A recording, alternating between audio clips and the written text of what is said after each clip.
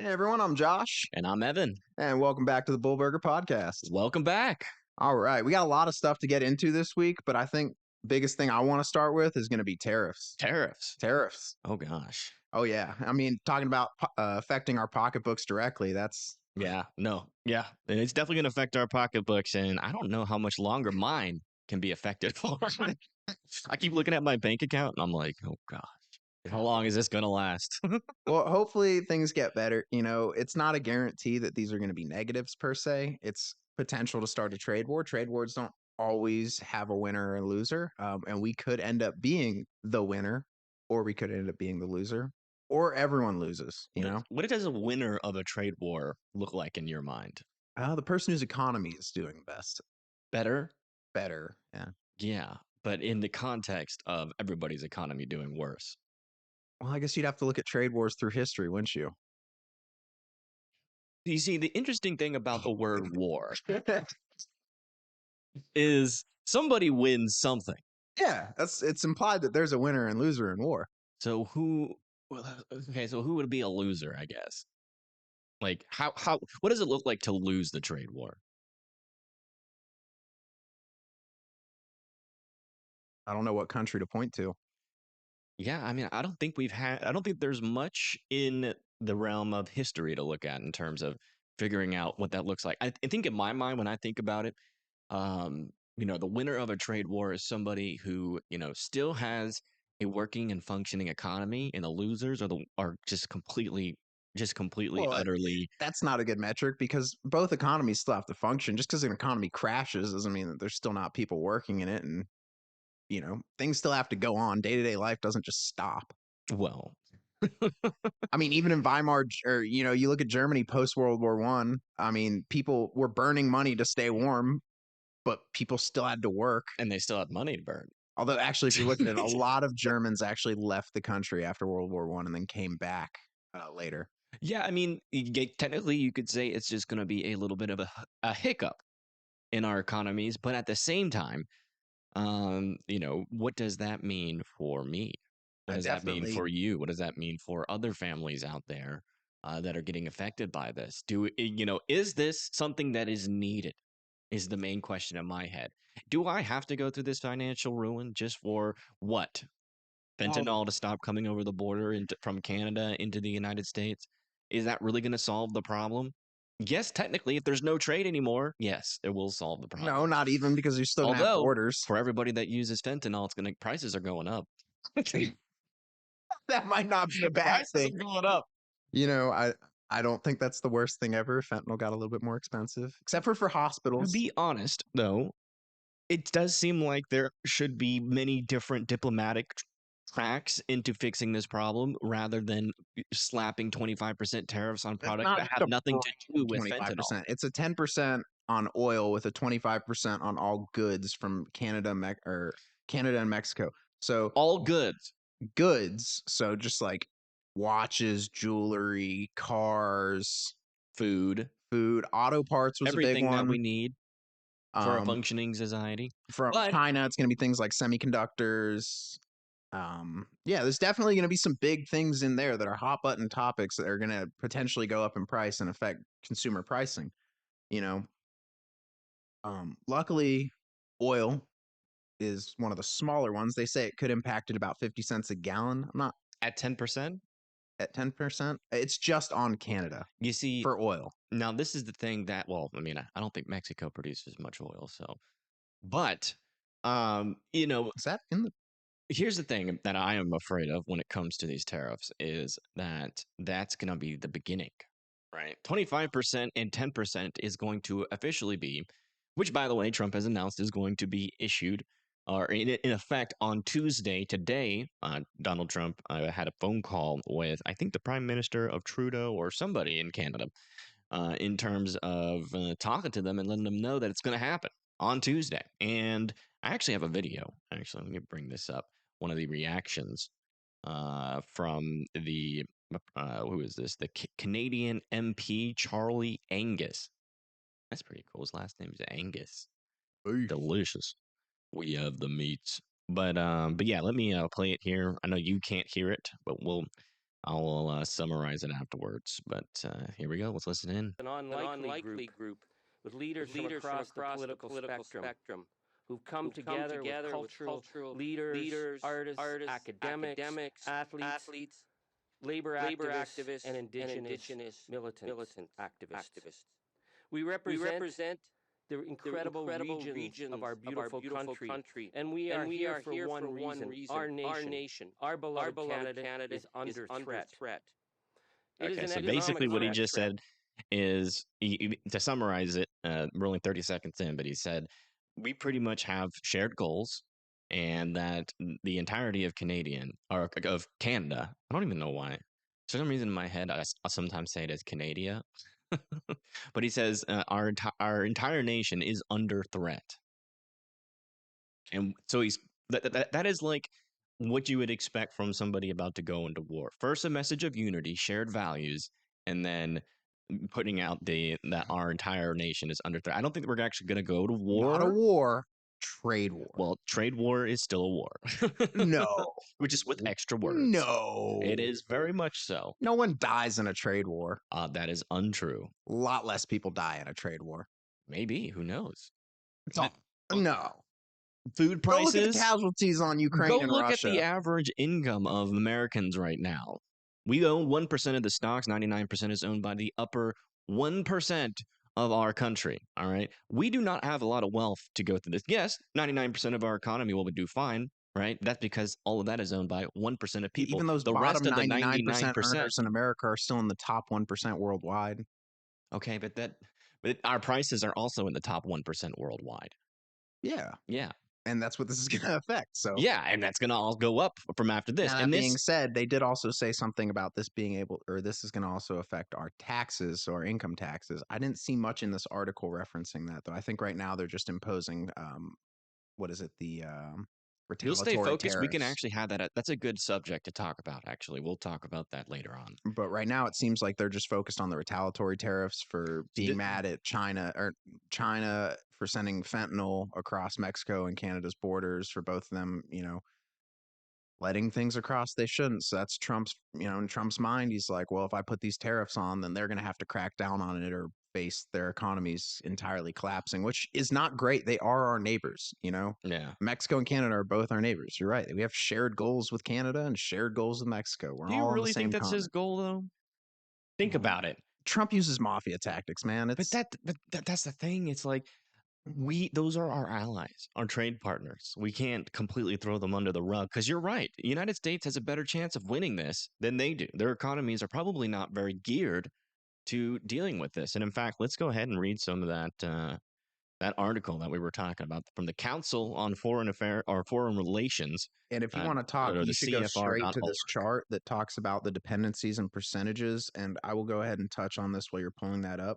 In this chart, you're going to basically see that about 70% of Canada and Mexico's GDPs rely on the U.S. It should be near the bottom of that. What is the headline of it, so I can find it easier? It should, like, the U.S. relies less on trade than its peers do. Which U.S. imports? It should be right underneath that. So how could tariffs affect Canada and Mexico? That's up. So if you look, you can see Canada and Mexico are right up near 70% of their GDPs go to the United States, where if you look, 20% of ours go towards Canada. No, that's this. So the chart says Canada's and Mexico's economy are highly dependent on trade in goods and services, a share. Okay, yep. Yeah, just making sure we're on the same page. Mm-hmm.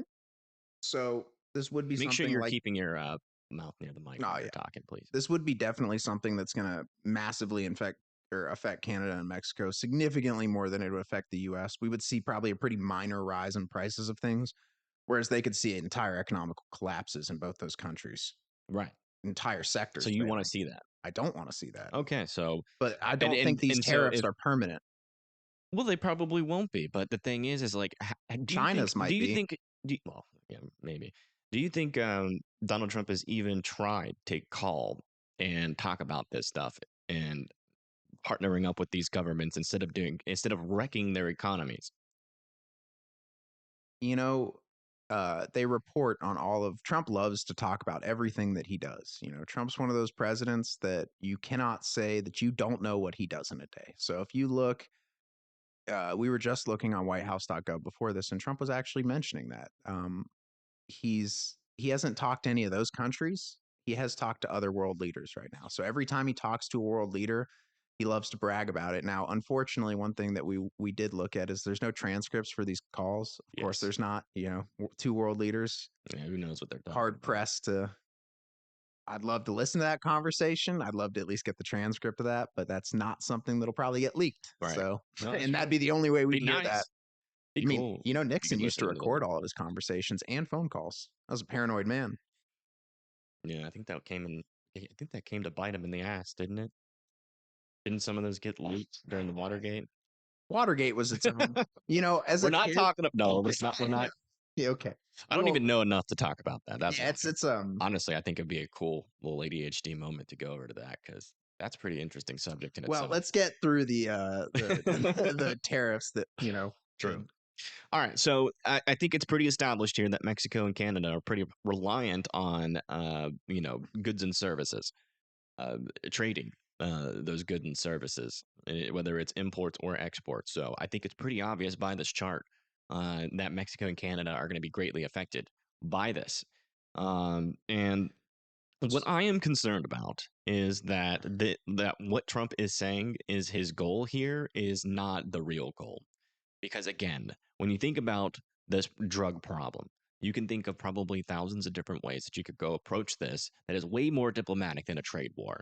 So why is he starting a trade war over something that could be easily solved, not easily solved, but definitely better solved in partnership rather than because it's not just about solving the drug problem. If it was just about solving the drug problem, then there would be much more specific legislation and things enacted to prevent or to cut back on that issue, right? But it's about. But we don't know the ulterior motive. It's about projecting strength, number one, because Donald Trump wants to project the strength of America again.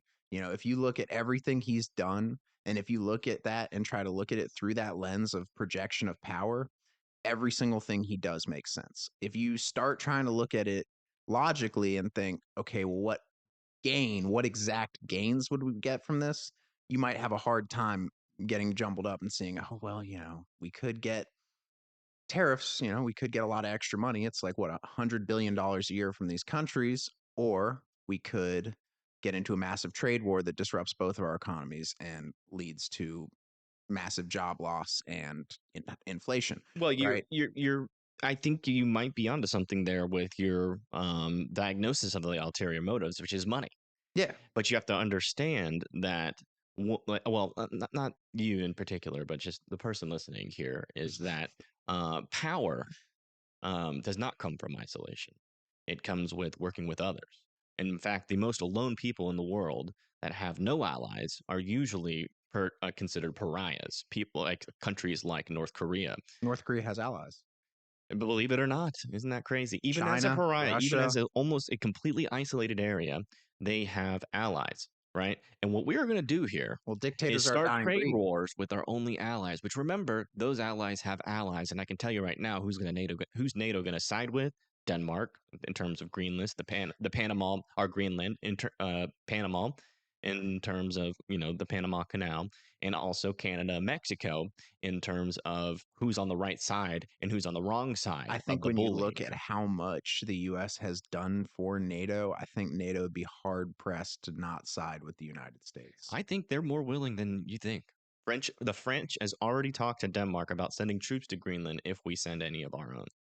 Yeah, that's a bold move to say. It's a bold statement. It's a bold statement to say if you're really. What happened the last time someone said they were going to? The last country's leader that said they were going to stand up to Trump. Trump literally was like, "We're going to tariff you 10%." Or was he said 20? Well, think of it through like a human. It was Colombian, right? Let's say I bought that mic and I bought your stand and I bought everything here, right? And I held that against you and said, you got to do whatever the fuck I say because I bought all this stuff from you. You're telling me that no part of you would rebel? Well, I'd go buy my own shit and do it again. And probably without me. Yeah. Yeah, fuck that dude. Okay, I see your point you're trying to make here. But the thing is that that's a very basic human instinct to have, right? When somebody is trying to hold power over you, especially when it comes to money. And I really feel like that the European Union, I really feel like which Canada and Mexico are part of. Even BRICS is going to take advantage of this. So BRICS is, sponsored or not sponsored by China, but it was started in order to switch the currency out of the United States dollar over to different currencies like the yen or the yuan. I think we're also talking about creating a universal cryptocurrency for that too. Right. And so you've got a country that's level-headed that's trying to better trade relations while the other one is throwing tariffs around. You're talking about power. Who's going to end up on top of that situation? Whoa. China's Belt and Road Initiative was not trying to better relations. If you look at what they did to a lot of countries, they would screw them over, start massive infrastructure projects, Right. usually not finish them all the way. Yeah. And then hold the company or the countries liable to pay for them when they couldn't. And when they couldn't, they would just immediately steal that or take that land as payment.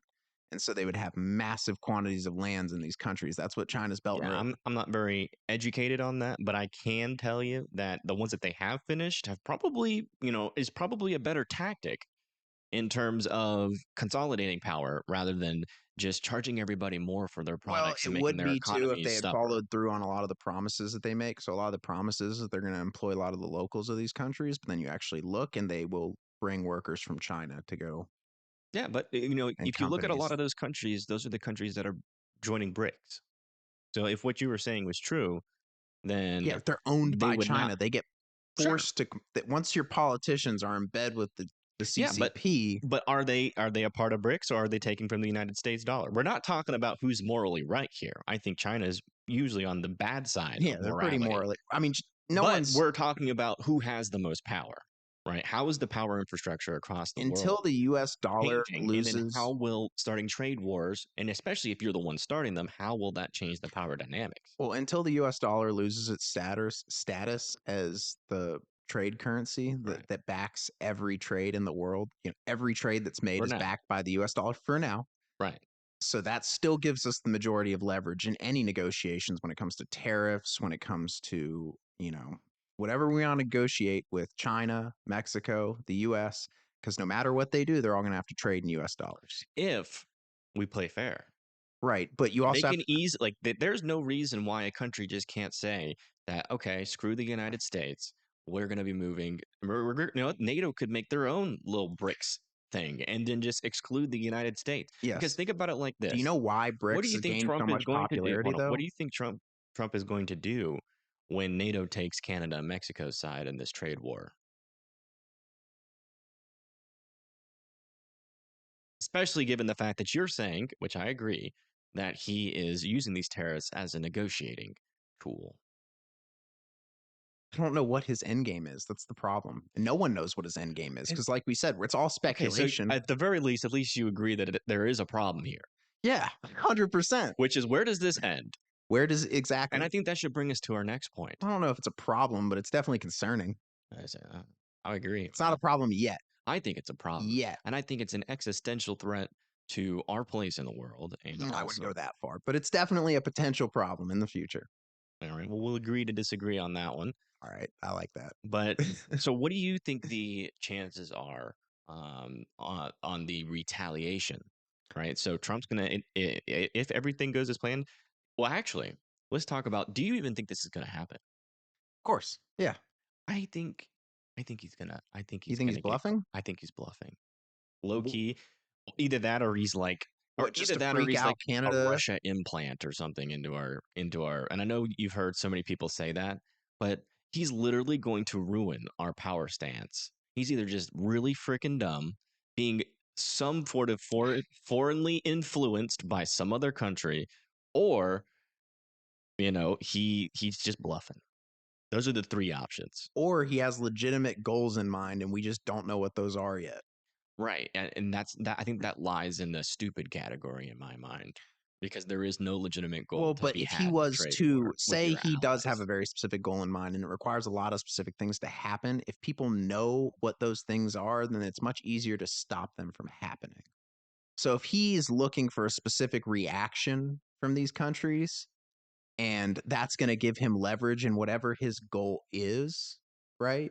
More leverage. Because we already do have. If you look remember, you just said earlier that You just said earlier that Yeah, but the Trump's a United States has a businessman. crap ton of leverage because they trade in the United States dollar. But just because And we pay more money than any other country. Why do we need more leverage? Because in any good business deal, just because you hold the majority of the cards does not mean you hold all the cards. And any extra cards that you can put in your deck to give you a stronger hand when it comes to the table gives you that extra little kick you might need.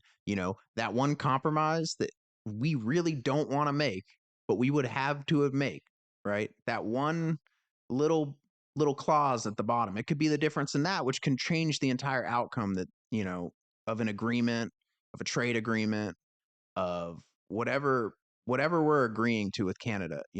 So having any extra little leverage makes a huge difference in these negotiations. So yeah, as Trump being a businessman, what negotiation? Tariff, because obviously we're going to have to negotiate if we're going to tariff Canada. Yes, but you're saying that. So we want more leverage for negotiations. We don't know what he's going to be negotiating for yet. That's the problem. We don't know Trump's goals with these tariffs yet, and true goals, because he stated that it's kind of as a punishment for them letting in a bunch of migrants and drugs and other stuff through their borders and doing very little to regulate what's happening in their countries. So, but we don't know what other goals that Trump might be be. Right now. What? Making a conspiracy theory on what we think his ultimate goal is. To expand I genuinely think Trump wants to build the U.S. empire out. I think he's looking at this a lot like a game of Risk. You stole mine. You played Risk, right? No. So in Risk, your goal is to start as a country and take over the board and rule over the world. I agree. That's what I was going to say. Trump's trying to play Trump a little is trying bit of to Risk. become the world leader. I agree with you. I don't. And that's the thing. So you have to bully countries to do that. But United States is not that powerful in order to stop the backlash to that, because he's not trying to earn it. He's trying to take it. The U.S. might not be, but the dollar is right now. No. When you take things like that, people revolt, right? And who revolts? Everybody that you've taken from, right? Which is the entire world against the United States. I can see a small moment where he is not crowned as a world leader, but is essentially just given the amount of power that he has to, orchestrate. I guess Have you never heard the presidential nickname "Leader of the Free World"? Classified as that. Have you never heard the presidential nickname "Leader of the Free World"? But there are still limitations. It's not like an official title. It's not official, but it's like a leader, as in like you should follow what we're doing, not as in like we're gonna make you do what we want. Yeah. So that's, I think, is the defining line of where we're going to. It's like, okay, yeah, we're United States, we have all the money, you can do that, but you can't. But now we're transitioning more into like, okay, when I tell your bitch ass to do something, you better fucking do it. you better get to moving. I don't like that. I don't fucking like that. I hear what you're saying there, and part of me agrees with you, but at the same time, you have to be kind of realistic about a worldview on this. I do think Trump is trying to Sorry, dog is a little excited here. I do think Trump is trying to expand. Apologize for the dog barking. Do you want to pause it? Yeah. All right, we figured out a way, hopefully, to stop the barking problem, but I think Chaz is hearing an echo. But yeah, where we left off is I really don't like that, to be honest. I do think Trump's trying to expand the U.S. I do think we are trying to gain new territories. I could see him genuinely going for Greenland. In what way? How far do you think he's willing to go for that? I think something similar to what we've done with Guam or the Philippines, or not the Philippines, but like, what is it? There's two of those Asian countries where they're not, Puerto Rico and Guam. There you go. So both citizens of those countries, a lot of them, and especially I noticed this in the Navy, a lot of them come to the U.S. and join the Navy. So they're doing it. They are already technically in their mind U.S. citizens, but they are U.S. territories, but they're not like territories. But yeah, exactly. But they don't have full U.S. citizenship. Right. So a lot of them will join the U.S. military to gain citizenship. Right. So I mean, I think it might be something similar to that, where Greenland is a U.S. territory, not a U.S. state. But how do you even accomplish that? Only 6% of Greenland wants that, and Denmark definitely doesn't want that. Right. And in fact, I think Denmark just put a little new symbol on their flag to represent that they Really don't want that. really don't. Well, I guess we'll have And to see that. neither does some of NATO, including France. Yeah, definitely is going to piss off NATO. So, okay, so in order for that to happen, you need Greenland or Denmark's approval, which he doesn't. So, Yeah, it's probably not going to happen yeah, unless we invade. Trump has not ruled it out. He said he has not ruled out invading Greenland. I doubt we're sending troops to Greenland. He said he wouldn't rule it out. I don't know if that's going to happen. Not ruling it out is not the same as committing to sending troops You're somewhere. right. You're That right. is saying But- we're not going to do that, but we're going to they're going to use every other option.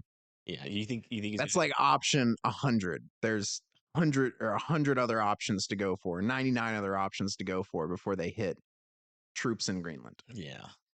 Yeah. Boy. That would be quite an article, though, to read. That would be weird, man. That would be interesting. United US States. Marines touchdown in Greenland. It's like Iwo Jima, except icy. Like I feel like there would be a significant portion of the United States that would fight for Greenland against the United States. Doubt that. No, that would be highly I don't know. highly unlikely. I mean, Now, if there are other people that are going over to I Ukraine. don't think it'd be much of an actual war, considering that Greenland has less of a population than war. like Because most. again, France would send Greenland troops. has like 50,000 people. Yeah, but France is going to send troops if France can Greenland has like the NATO. same population of the smallest state in the United States, Delaware. I think Delaware might be larger. And then Canada and Mexico could join in Just because too, they have out of spite. For the tariffs. Yeah, For the tariffs. for the tariffs. We'll defend you, Greenland. Yeah. Oh. Yeah, I mean, it would have like no. I don't think it would have any popular support. You know, the only thing that I know about Greenland is that its name's ironic because it's actually the icy one. That is actually one of the main facts that I know about Greenland. That's pretty much is that it's melting. And I learned recently they were part of Denmark.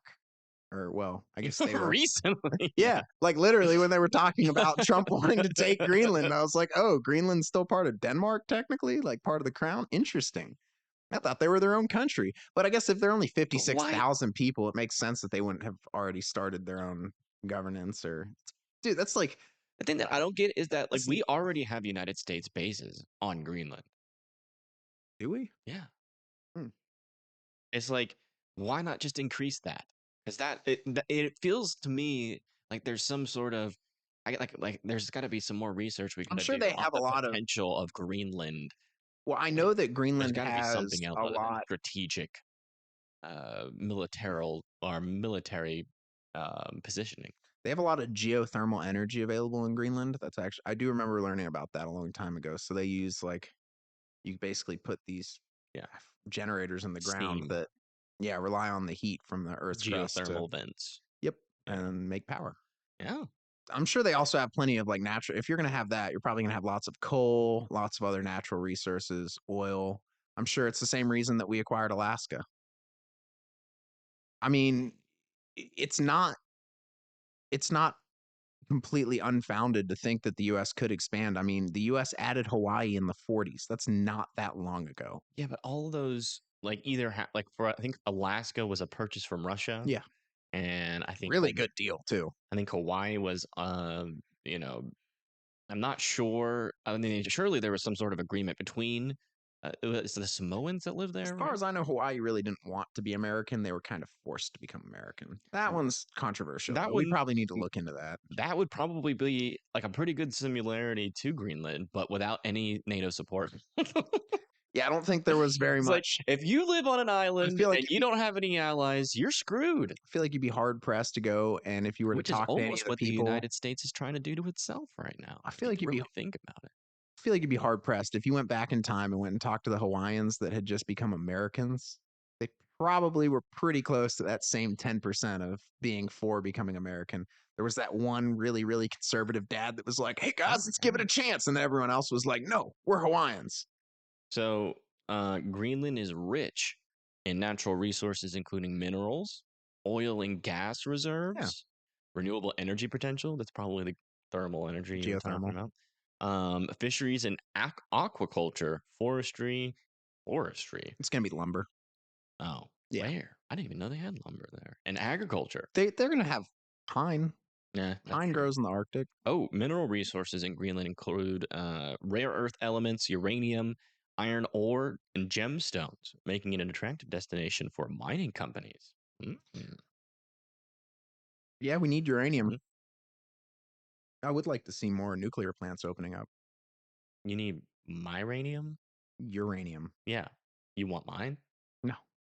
Because I want your uranium. I don't know where you were going with that one. It's just being punny. Oh, man. Just being punny. Don't think of it like that, dude. Don't be weird. But yeah. Oh, they also have hydropower. Yeah, of course they do. Valuation of economic hundreds of billions of dollars over the long term. There it is. It would be massive. That's why we want it. Oil. Same reason we invaded the Middle East. Greenland, though. That black gold. That good stuff. That's the main thing. If Trump was going for anything, especially with how much he talks about it, he wants Greenland for its oil.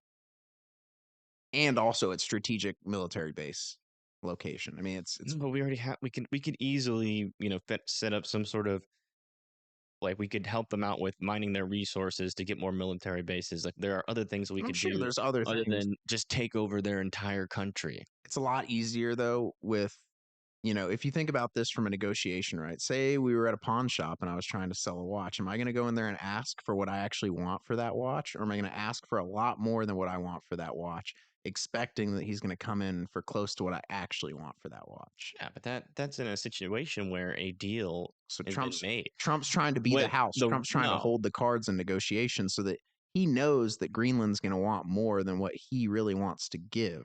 But if he comes in saying this is basically what you get, then Greenland, it's no. So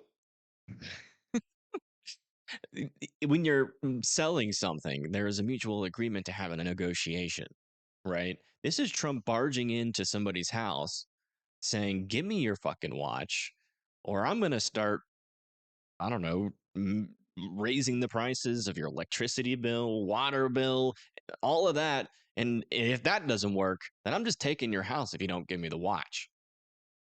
That's what's happening here. This is not because again, only 6% of Greenlanders want Trump to take over their area or the United States, and the Danish government is definitely not on board. So, that's not a negotiation. You're not negotiating. I think we got a little off topic with Greenland, considering this is mainly tariffs on Canada, China, but and, I think he was going to try to use tariffs to get it. To be honest, with everything he's done so far, what he's done with Colombia, what he's doing with Canada, Mexico, and China, and still with what we've yet to see him do with other countries, I think you could very well be right. I think right now tariffs are Trump's go-to strategy for whether it's intimidation or trying to so you agree that I'm right overcome objections. Yeah. So I'm right all the time now. No. Dude, don't be that narcissistic. No, it was a joke. But yeah. Okay. So that's Greenland. Those are the tariffs. We do have some other topics we wanted to talk about. If you're ready to move on, that is. I think so. All right. So let's the other topic was the immediate assessment of aviation safety. So if you've been living under a rock lately, you probably haven't heard. Planes are falling out of the sky. The planes are falling out of the sky. Left and right. And helicopters. And people are dying with it, which it's not good. Not good. Unfortunate. Yeah, I just made your joke and enthusiasm look real assholey, didn't I? I don't know about assholey. I would say highly inappropriate. You guys can be the judge of that. Go in the comments and flame Josh. Just kidding. Hey, you're laughing now. Who's the inappropriate one? That's true. All right. So yes, planes are falling out of the sky. And due to some problems with aviation, the FAA, and these. It's been 16 years since we've had a major airplane incident that included mass casualties like we've had. Has it really been 16 years? Yeah, 16 years. Wow. Yeah, it's actually really safe. Contrary to a lot of people's fears, it's actually really safe to fly. And in fact, it's safer than driving across the country for sure. But it kind of raises the question: is this an issue with the FAA? Is it just happenstance? Right? Was it the fact that it does happen every now and then? Does it mean this is just a happenstance, and there isn't anything under the radar that is indicating that this is some mass conspiracy theory? Does it really need to be looked into? Right? In the first place. And those are the things we're going to be discussing here. And I think, as far as I understand it, the FAA has been short-staffed for quite a while. And I'm not exactly sure why. That is what I am. Well, I can speak a little bit to that. So, when I was in the military, I was in the Navy, and I knew a lot of different people in different jobs. And one of the jobs that I was friends with a good buddy.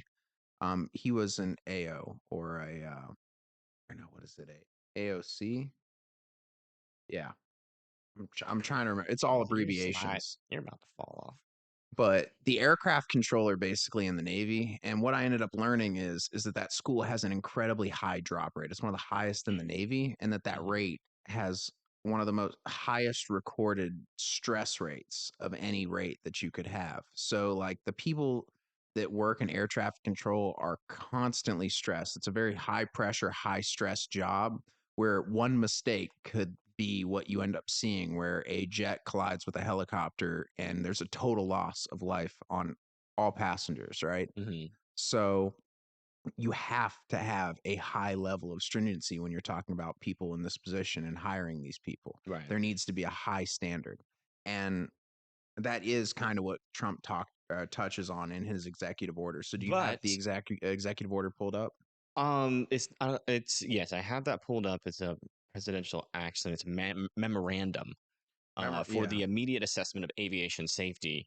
But the point that you made here, that they have to hire the very smart people, right? And all of a sudden, that's getting dogged on now that we've had one crash, two crashes technically, if you include the Learjet. I don't think it's just now getting dawned on.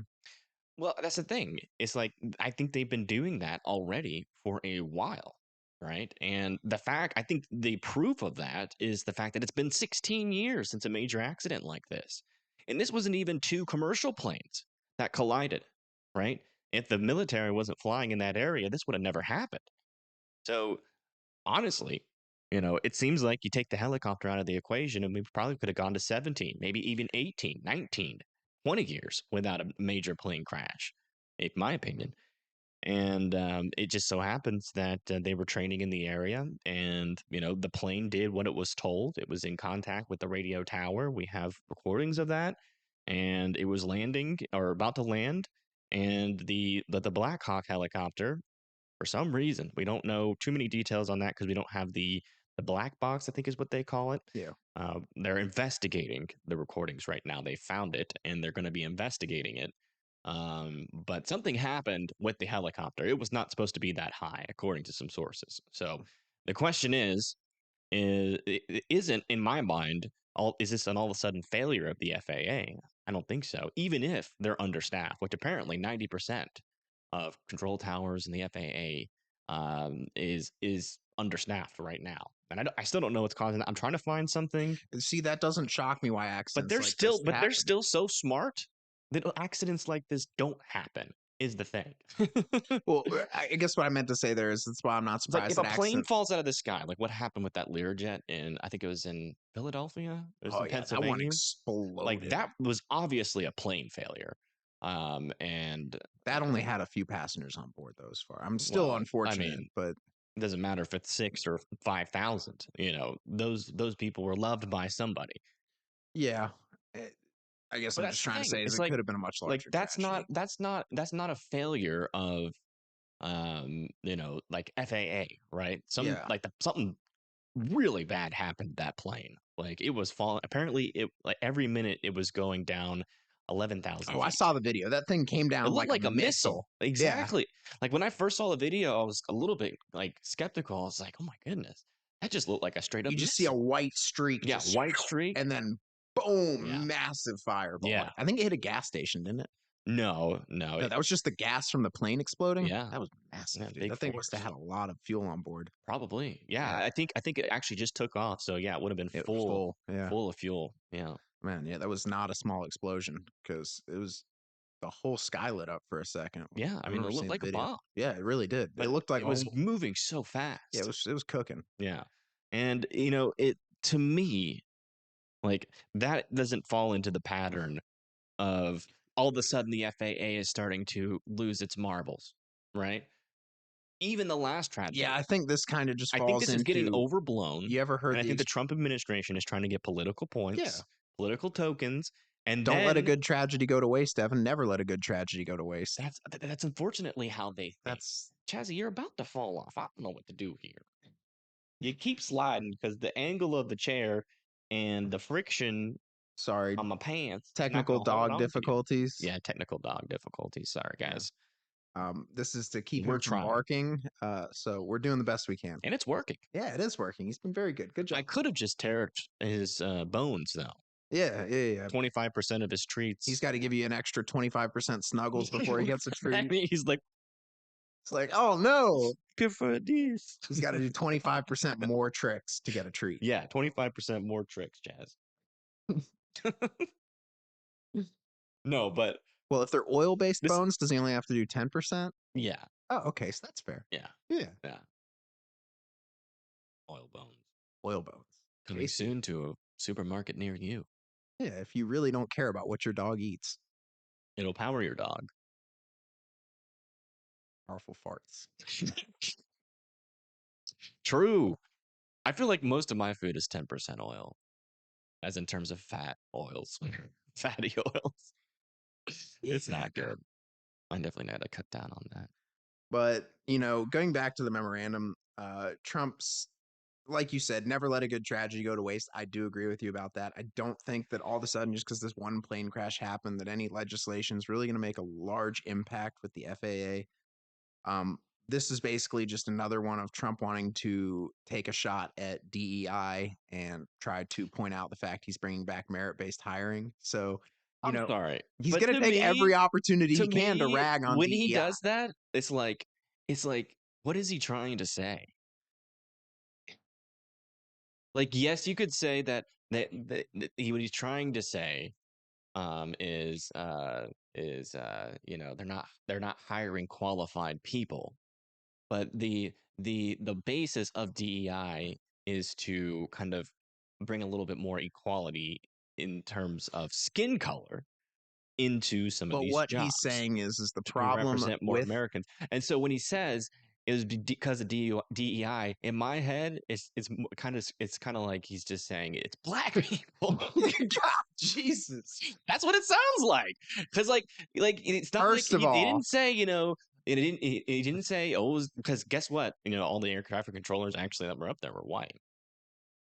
But he's like, oh, it's the DEI's fault. It's because we're hiring all these black people and Indians and Chinese people. He didn't actually specifically say DEI in that article. Did he? Not in the article, but during the press conference. I was going to say, it seemed like in that article, he talked just about merit-based, going back to a merit-based. I do not see anything in here. No, I mean, and I think that's the argument he's trying to make, but it also just kind of comes across. Oh, no, it is 100% directly mentioned. But the Biden administration. Where is this? Which section? Or FGI? It is going to be. It's in the second paragraph. So. Oh, my administration treated trade policy. Why am I on trade policy? Whoops. Wow. I'm still on the trade policy. There it is. Okay, there we go. Obama administration implemented a biographical questionnaire at the FAA to shift the hiring focus away from objective aptitude. During my first term, my administration raised standards to achieve highest standards of safety and excellence. The Biden administration I'm glad you took over that word. Erroneously? Is that what that means? I don't think that's erroneously because there's a G. All right, so we're just gonna say egregiously. Yeah. We're just gonna say it in the least. Did you notice how you asked me a question and I stopped reading the article exactly at that word? I was wondering. That's why I cut in. I was like, I'll let him take that. I thought you were just getting lost for words. No, I was just like, I'll let him take that out. Trying to sound lost for words. You were lost for word. I was lost on a word. Lost on word. Yeah. I need to read more dictionaries. Yeah. That's something we all should do. No, not really. Don't do that. Like White Goodman from Dodgeball, just walk around with a dictionary. Apparently, Eminem used to read the dictionary. See, that doesn't surprise me. Yeah. Yeah, he's a great lyricist. He is. He really is. He rhymed orange with door hinge. Yeah. Yeah. Who would have thought? Eminem. But all right. So the Biden administration egregiously that's definitely not it. That's definitely not it. Hold on. Wait, we could use AI. We're not using AI. I'm gonna use AI. Hold on. How to say egregiously? Oh, you're really searching this live? I love that. Egregiously. Oh God, we're so stupid. Oh my God. Oh no. Oh, please don't unsubscribe. No, please edit that out. We're not editing it out. Oh, man. You couldn't think of egregiously? It's okay. It looks like egregiously.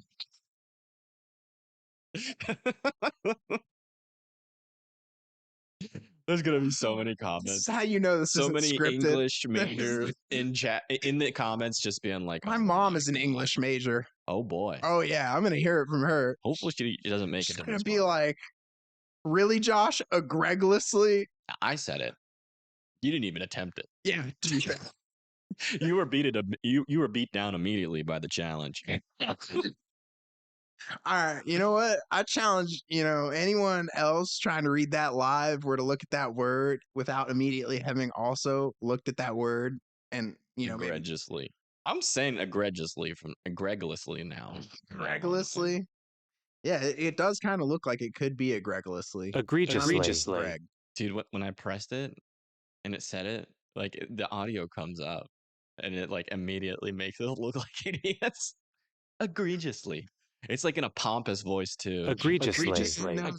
Like that's definitely an English major. Look it up, Evan, and I'm so glad you did because one, you're the one that took the shot at it. I feel like eventually maybe we would have gotten it. Courage of an idiot. All right, but the Biden administration egregiously rejected merit-based hiring, requiring all executive departments and agencies to implement dangerous diversity, equity, and yeah, see, I told you it directly. It just didn't. I was looking for the DEI. I didn't think they would actually spell it out. It's so much worse when they spell it out and then put the word dangerous in front of it. Dangerous. Diversity, equity, and inclusion tactics. Dangerous. Specifically recruiting individuals with severe intellectual disabilities in the FAA. See, I would actually like to see some intellectual disability. That is a broad statement to just make. That's a pretty. I would like to see some proof. That's all I'm going to say. If you're going to say that we're hiring people with intellectual disabilities in the FAA. No, black people with intellectual disabilities. That's not what it says. Yes, it is. It says diversity, equity, and inclusion. That was made part of diversity to hire people with different skin colors. Is going to be people with special needs. Inclusion. That's the inclusion part. Dude, they're not putting special needs people in control towers unless they have proven that they That's why I say I would like to see some evidence. I mean, I'm not expecting to see. I think that's why I'm not expecting to see someone with full-blown Down syndrome trying to control. Well, I mean, I think maybe like mild autism. Well, you know what? I've actually seen some videos of some Down syndrome savants. Usually what people think the problem is with Down syndrome people is that they hyper focus on one subject and one subject only, and usually it's wrestling. Never stop doing it. And that could actually, if that focus was control or dictating where planes go and they're really good at it, they should be allowed. I would not have picked that hill to die on. I don't care. I'm dying on it. I'm dead. I'm dead. Look, I have died on the hill. I'm all for them being able to fit into society wherever that they are capable of, but I do not think Wherever they are capable of. If they're capable of doing it, they should be allowed. It's already one of the most stressful jobs you can have in air traffic But if you're a savant at it, you should be allowed to do it. Which is why the DEI thing was there in the first place, because people like you won't allow them to. Even if they're qualified. I have no, if they're qualified, that's great. Okay. If they're not qualified, don't make it look like they are just because they fit a category. If somebody with Down syndrome is qualified, I would have no issue with it. And you just said that you would. No. I said full. All right, everybody that's watching the video right now, rewind it. Watch it again. Do you want to rewatch it too? No. I'll allow it. Okay. I feel like we're getting off topic here, but well, not really, because this is the main. This is in the thing itself. Well, they're not going to hire people with Down syndrome in the FAA. But my point was, I just wanted to see an example of someone when they're saying that they're literally letting in people with special needs into the FAA. I would like an example before they just say that. You know, that's one of Trump's biggest follies for me. I think it's a dangerous statement to make, because you're not specifying what parts of it are the problem. It's like when, you know, the famous statement, turning the freaking frogs gay. You know, it actually had it had merit to it. The frogs were turning the frogs' genders were changing because of the chemicals, but because of the way he said it. Right. It made him sound like a crazy, so dumb, crazy idiot. But my God, is that one of my favorite sound bites of all time? They're turning the freaking frogs gay. Yeah, that's one that will stay with us for the rest of our lives and into the next generation. It'll be 27 or no, 2,700. Do you want to go full conspiracy and see what Alex Jones' take on these tariffs are? Alive somehow and leader of the world, and his theme song is "They're turning the frogs gay." They did make a rap song out of that, and it was incredible. Really? Yes, it was wonderful. It wasn't like a rap song; it was just like an edit with disco music. But it was, to be honest, idiocracy is a prophecy. This is like I just feel like. Honestly, I go on social media, I'm actually doing like a little bit of a phone detox, where like the only time I'm using it is to read or learn, and that's it. That's it. Not searching any videos that are dopamine, funny, none of that. Side note, because you brought up, it's been a really relaxing day. Idiocracy predicted Crocs. But my favorite part is they were looking for a shoe that was so dumb that they never thought it would catch on, and it had like no functionality. So they were like, oh, and they saw Crocs, which was still a really small brand at the time. They hadn't caught on at all. They didn't invent it. No. But they discovered Crocs. They predicted them catching on. Yeah, maybe. Or maybe they were the reason. Slowly got dumber. Crocs got more attractive. Socks and Crocs. Let's roll. Yeah, I love how they use Fryberger as like the standard for the intelligence declining. They go through the whole time, like a time, I guess, warp time lapse into the future. There you go. Yeah, thank you. You're welcome. The egregious time lapse. Egregious.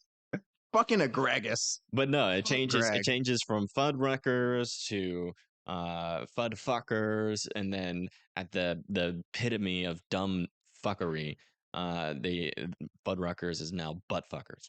So you think we're going towards butt fuckers? I think we're getting there. We're getting closer. Closer. So do you think Trump's a symptom of that? Yes, I do. Yeah. I really do think that he's not a very. If he's smart, then he's got to be a foreign asset. Well, if Trump's a symptom of that, then my God, do the Democrats really have to fuck up to let him get to where he is now? Twice. Yeah. God, that's something we can both agree on. Dude, look, when you don't host a primary, when you've cheated people out of the candidate that they did actually pick in a primary, talking about Bernie 2016. Oh, Bernie. Then so you finally hold a primary, and shocker, the Democrats win. The people in your party select Joe Biden to run against Donald Trump, and shocker, he wins. all of a sudden, next go around, you think, we don't want to hold a primary. We'll just have Kamala because we have all this money already going towards Biden. So we're just going to run Kamala instead of actually listening to what our party might want and a new voice. So we'll just go with the vice president who doesn't represent any change in society. And people were not happy. Like, we can't look back. It wasn't bad. She didn't have horrible policies.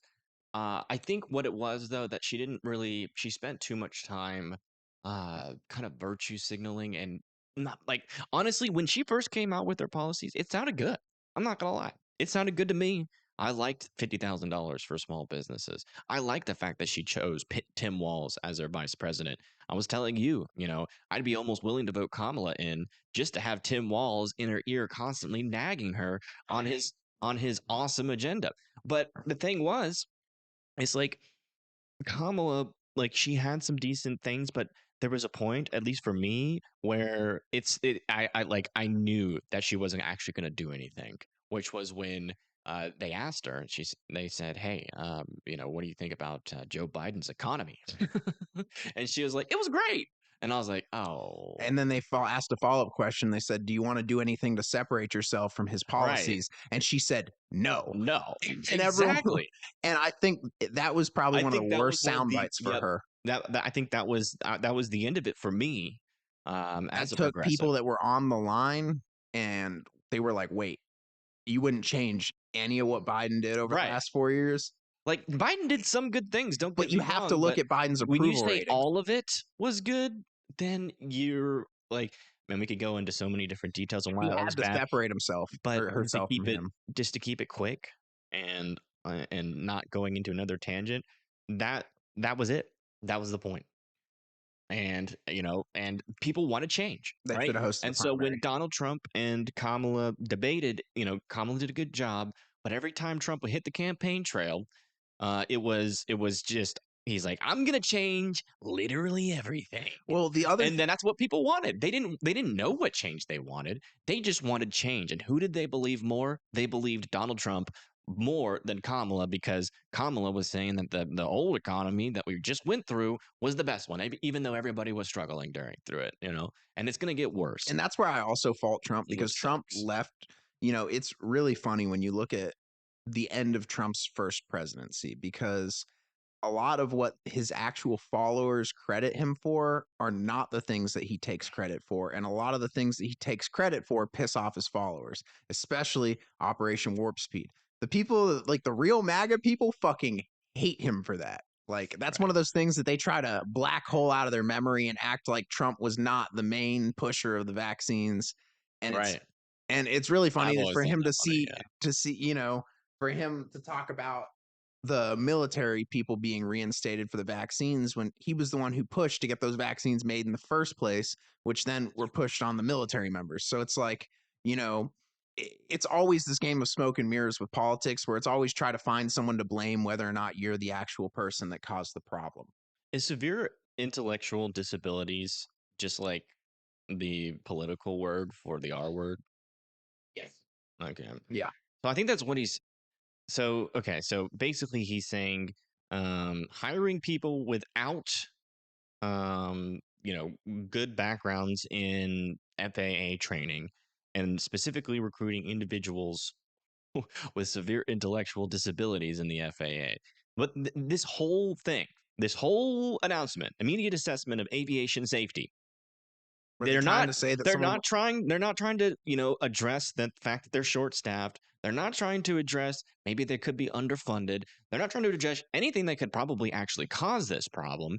They're saying it's because of people with that are being included because of their race, right? And then and they're not qualified is their statement here, and specifically recruiting individuals with severe intellectual disabilities. And this is they're saying they're purposely hiring people with learning disabilities in the FAA, and that's what caused this plane crash, not the fact that the military. Like, I feel like this might just be Trump covering his own ass. Well, Trump's just trying to make this is on him. If the military, if they don't have the stringent enough, that's more on him than it would be the FAA, because that's like a different department. But the military, that's kind of, he's the commander in chief. Maybe this is just him kind of this crazy way of kind of trying to like pass blame. Like, no, it was the plane that was doing everything right that's in the wrong. Well, it goes back originally to what I said. Never let a good disaster go to waste. Every disaster is an opportunity. And with Trump, he's always going to see it as that, he's, as well as the human toll, he's going to look at the incentives. He's going to look at But what incentives come from this? That's the question that needs to be answered, because it's like I get it. People want qualified people in any position of power, right? I get that, right? But the reason the DEI was made was because there was a white person with the qualifications, right? And then there was a person of color with the qualifications as well. But majority of the time in the past, it was the white person that was usually picked. Not in every business, okay? Not in every federal agency. That wasn't a problem across the board. But when you look at it on a broad spectrum, right, you could see that there's 14% Black people in the United States, but in most businesses, it's only like 2% of Black people are actually in higher position jobs. You can see that the same with Mexicans. You can see that the same with I guess other people of you color also have that to are. look at the industry you're talking about, because Sure. No, I'm not saying I that work in the lumber every industry is like and that. I would say it's about 80% Mexican. Right, sure. But like I'm saying, like when you look at across the board, you look at the statistics, and which is not just looking at one industry; it's looking at all the industries. Now that doesn't say that every industry has that problem, right? Within this broad Well, it's statistic, but it is a problem.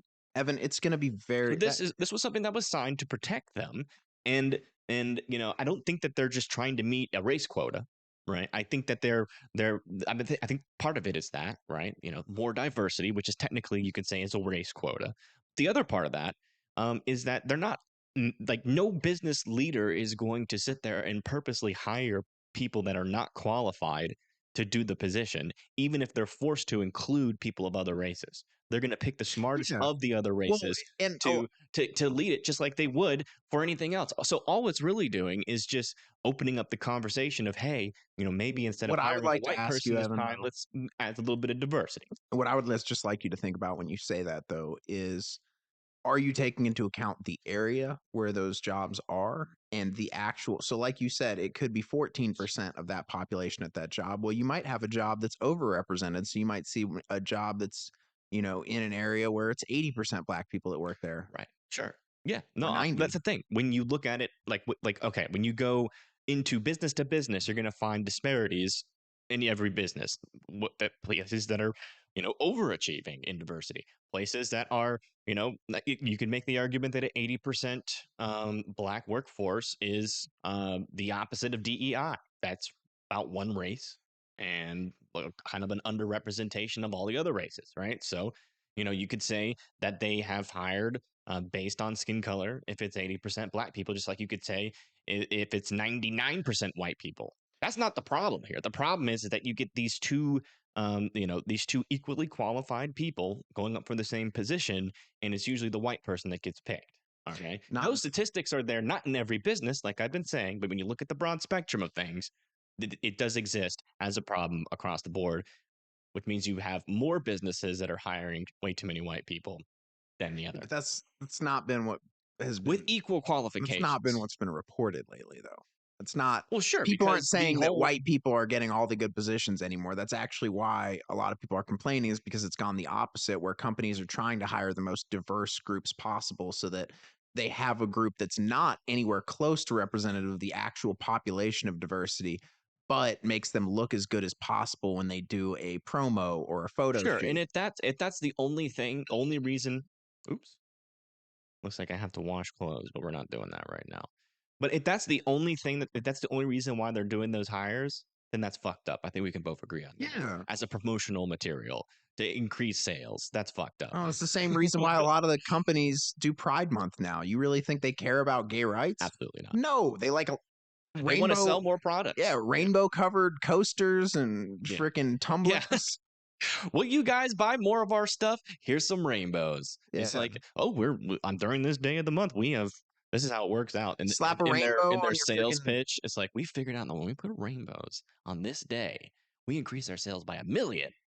And I think that's so, I also think that because the population's kind of tired of that, they're tired of seeing that forced in your face, you're going to see a lot of companies that don't openly do that anymore.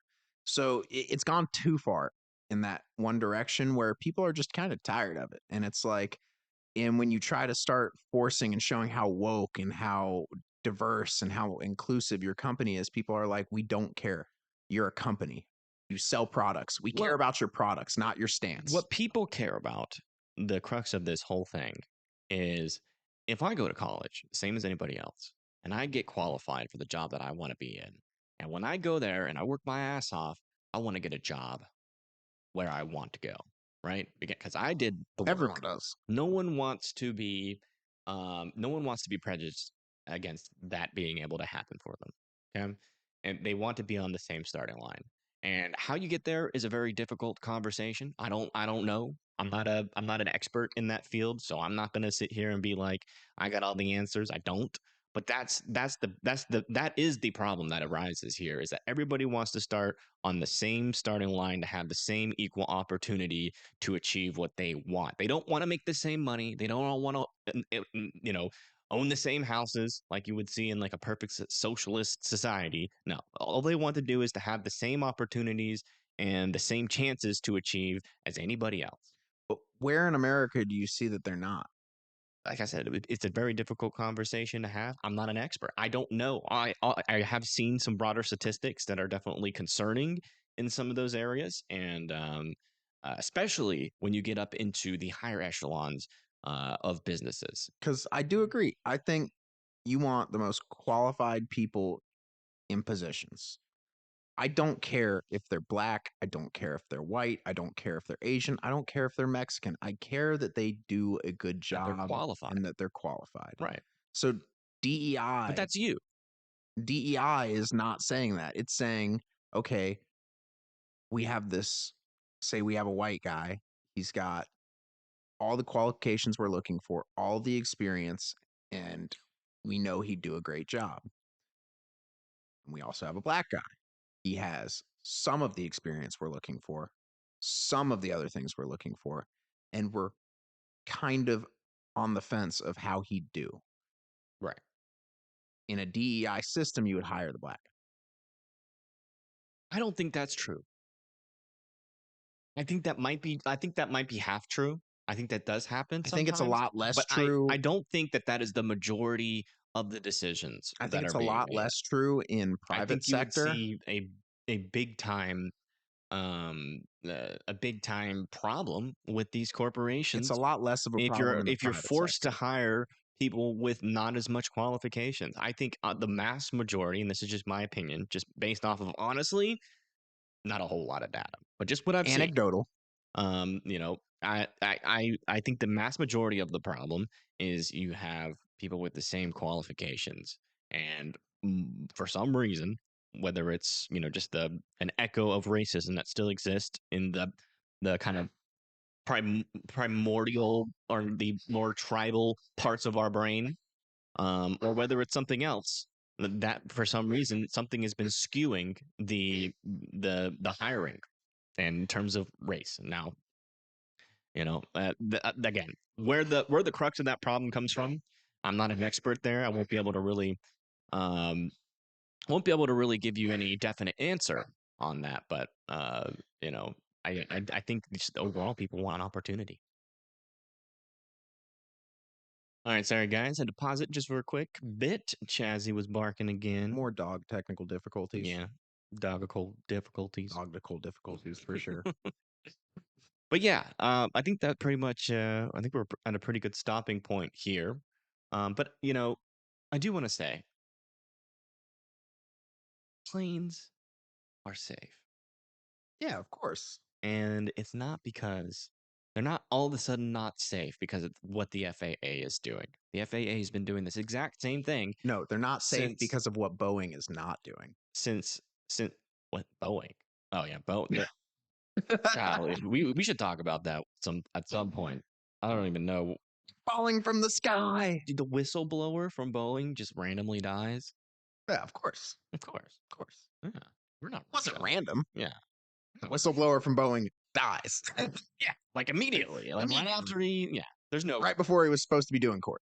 like the dots just aren't there. Yeah, I don't see it. There's no dots to connect because they're just so goddamn close. Dude, you're really searching.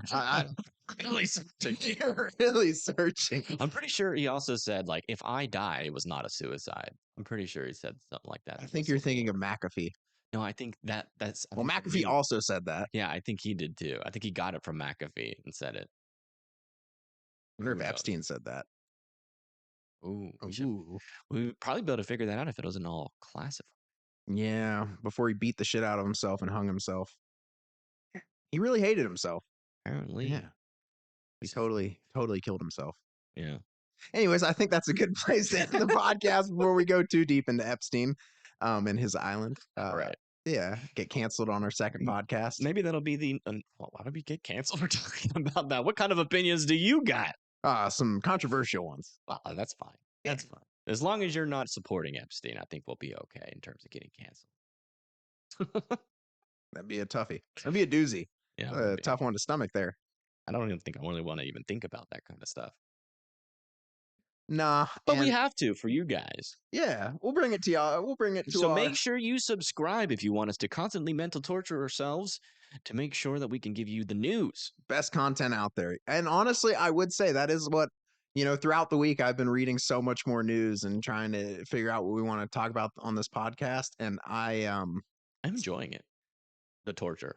Yeah, it's good torture. I'd like to think that I feel like I get Stockholm syndrome now. It's like part of me is like, man, I'm really getting tortured by this news. And then as soon as I stop reading it, I'm like, damn, I got to check the news. I got to check the news. Stockholm syndrome. Yeah, you're starting to enjoy your captivity. Huh? Yeah, I'm enjoying my captors. And that's you guys. We're officially calling you guys our captors. That's going to be Whoa. We're trapped here because he does not speak for me. It's a joke. He is officially calling you that. It's a joke. But yeah, you guys, thank you guys for watching. We do appreciate it. Make sure you hit that like and subscribe button and consider sharing this to your uncle to piss him off. Anything else to say? No, I definitely agree with the uncle part. Yeah. Well, there you go. See you guys later.